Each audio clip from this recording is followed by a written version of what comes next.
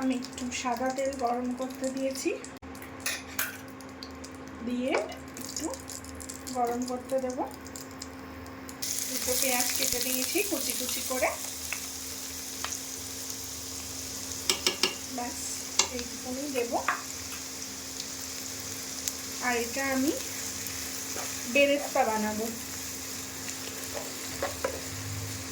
যদিও বেরেস্তাতে সবাই বলবেন একটু মানে স্লাইড করে লম্বা লম্বা করে পেঁয়াজ কাটা হয়, কিন্তু আমরা খানিকটা ভুল করেই হয়তো এরকম কেটে ফেলেছি। কিন্তু অ্যাকচুয়ালি বেরেস্তাটা গুঁড়ো করে দেয়, ওই জন্য একটু কোনো অসুবিধা নেই, ম্যানেজ করে নেওয়া যাবে।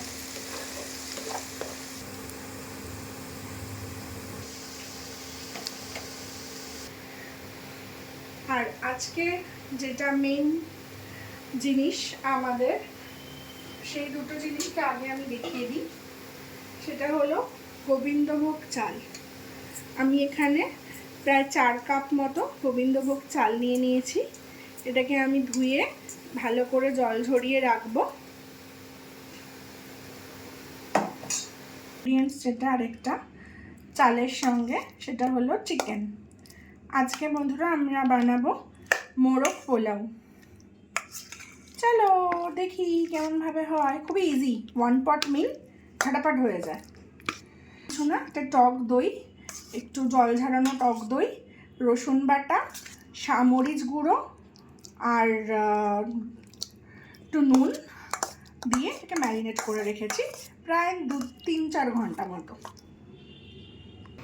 যে যে মশলাগুলো লাগবে আমাদের বাড়িতে অতি সহজে পাওয়া যায় সেগুলোই। একটু গোটা গরম মশলা, এলাচ, দারচিনি, লবঙ্গ, গোটা জিরে আর মরিচ, একটু শুকনো লঙ্কা, তেজপাতা, আদা বাটা, রসুন বাটা, আর এই লঙ্কাটা গোটা আছে কিন্তু এটা স্লিট করে দেব, আর কাজু বাদাম। এই কাজু বাদামটা অবশ্যই আমি একটু বেটে দেব। আর একটা ম্যাজিক মশলা আছে যেটা কিনা কিছুই না, ওই হোল স্পাইসেস সব আমি আগে থেকে ক্রাশ করে মানে গুঁড়ো একটা বানিয়ে রেখেছি রোস্টেড, সেটা। আর salt to taste, as per taste. আর এটা ঘি, আমি যদিও এই ঘিটা ইউজ করি না, আমরা একটা অন্য ঘি ইউজ করি, কিন্তু এখন নেই বলে এটাকে আমাকে চালাতে হচ্ছে। আর হ্যাঁ, অতি অবশ্যই বললাম যে 1 পট মিল, তো এই জন্য আমরা কিছু আলুও কেটে নিয়েছি, এই আলুটাও দেব। একটু পরিমাণ মতোই দিলাম, ব্যাস। তেলটা যেই একটু গরম হয়ে যাবে, লবঙ্গ এগুলো দিয়ে দেবো, একটু কমিয়ে নেব আঁচটা, শুকনো লঙ্কা,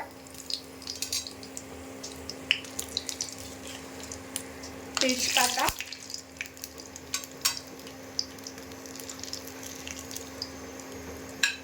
আর মশলাটা।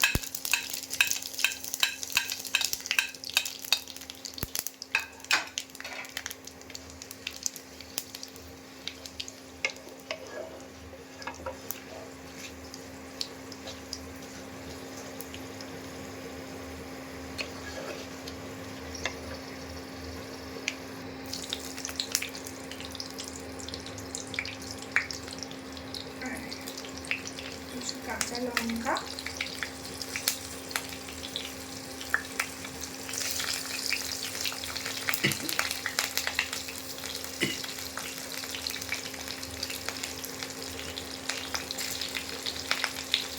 বুঝতেই পারছেন এখন যা আমরা গ্যাস নিয়ে নানান রকম চালমাহালার মধ্যে চলছি, সেখানে ইন্ডাকশন নিয়ে আমাদের একমাত্র ভরসা জোগাচ্ছে।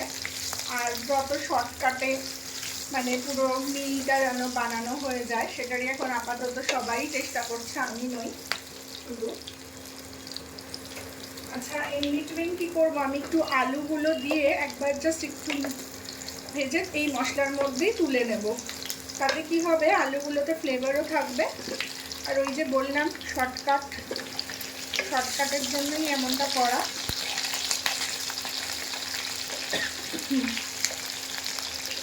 মশলাগুলো ছাড়িয়ে একটু আলুটা শুধু তুলে রেখে দেবো। মোটামুটি আলুটা হয়ে গেছে। হাতেরই ইউজ করছি।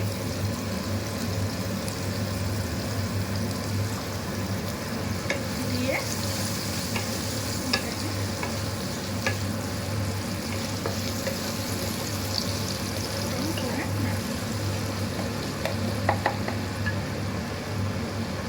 রসুন বাটাটা দিয়ে দিলাম, আর আদাটা একটু বাটা দেবো জাস্ট। পেঁয়াজটা ভাজা ভাজা হয়ে গেছে, এবার আদাটা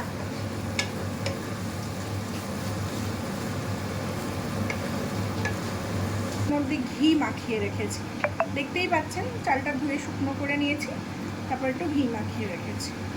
সেজন্য আমি একটু ডিম, 2-3টে ডিম, আমরা 4জন খাবো, তো তার মধ্যে একজন ডিম খায় না, তো আমরা 3টে ডিম সেদ্ধ করে রেখেছি।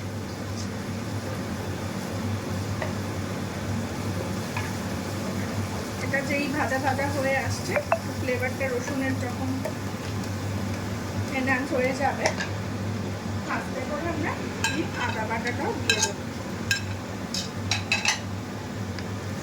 দিয়ে মিক্স মিক্স মিক্স।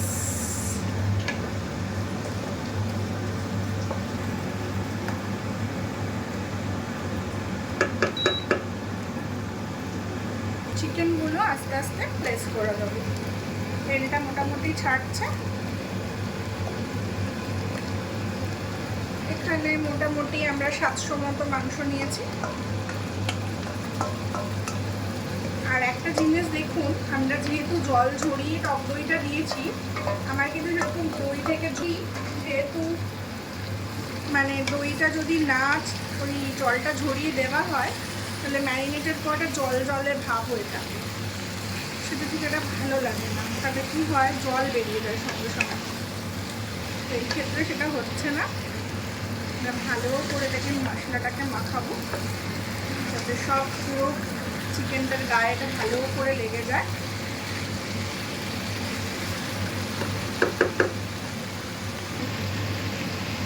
সল্ট দেওয়া ছিল, আবার আমরা একটু দিয়ে দিলাম। এটা করে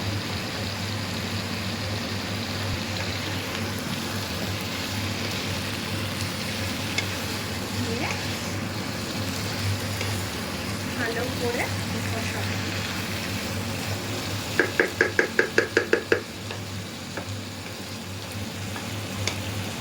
রেখেছি বললাম, হালকা করে 2 টেবিল স্পুন ছড়িয়ে দিলাম।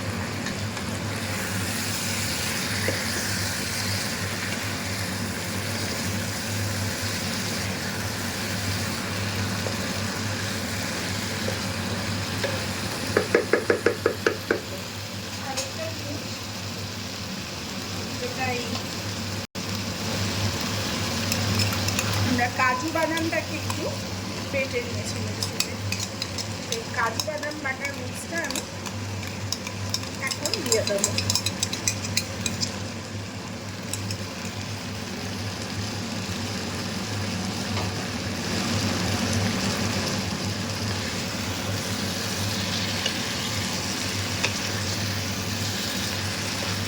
গুঁড়ো দুধ, আমি মিষ্টি দিইনি, তো এই দুধটা একটু দিয়ে দিচ্ছি, কারণ যেহেতু একটু পোলাও তো মিষ্টি মিষ্টি তো ভালো লাগে।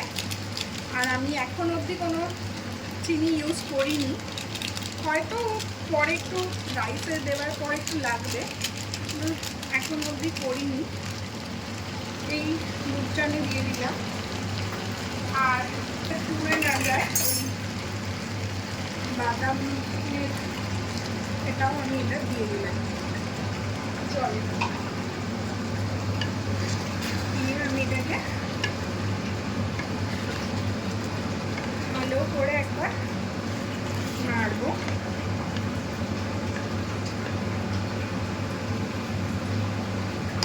আর এই নাড়ার মধ্যেই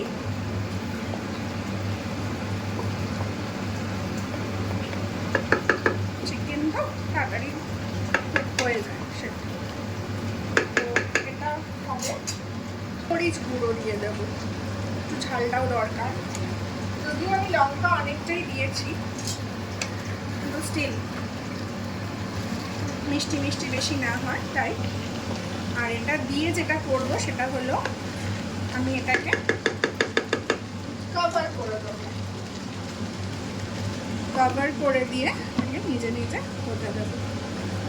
এটা ফুটছে। আর এই কাপটার মেজারমেন্টে অনুযায়ী আমি 4 কাপ বলেছি জল, আমি 8 কাপ বা 7.5 কাপ মতো জল নেব।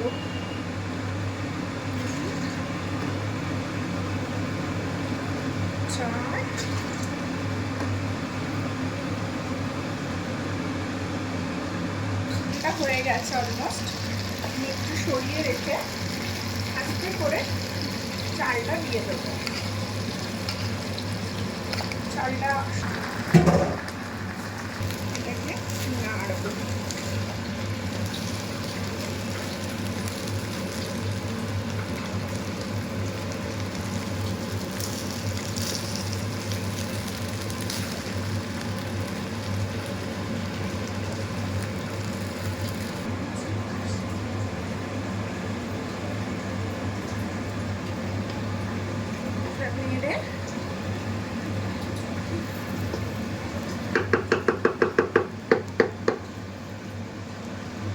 এবার আমাদের এটা মোটামুটি ভাজা হয়ে গেছে। আর আমি এবার এটাকে একটু জলের মধ্যে আস্তে, আমরা এখানে 7.5 কাপ মতো জল নিয়েছি।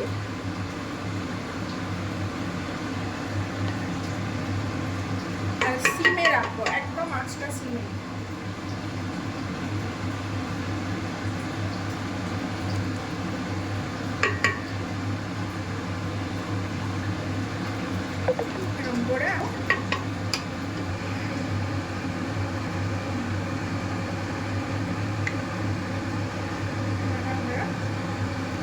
দেখতে পাচ্ছেন জলটা।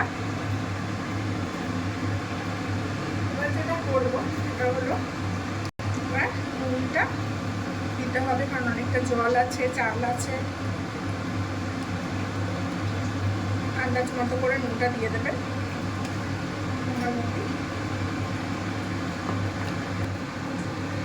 আর ওই যে মশলাটা আমি বানিয়ে রেখেছিলাম, মশলাটাও আমি দিয়ে দেবো।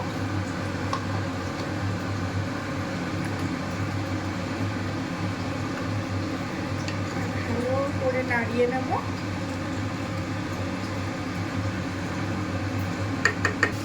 চাপা দিয়ে দেবো।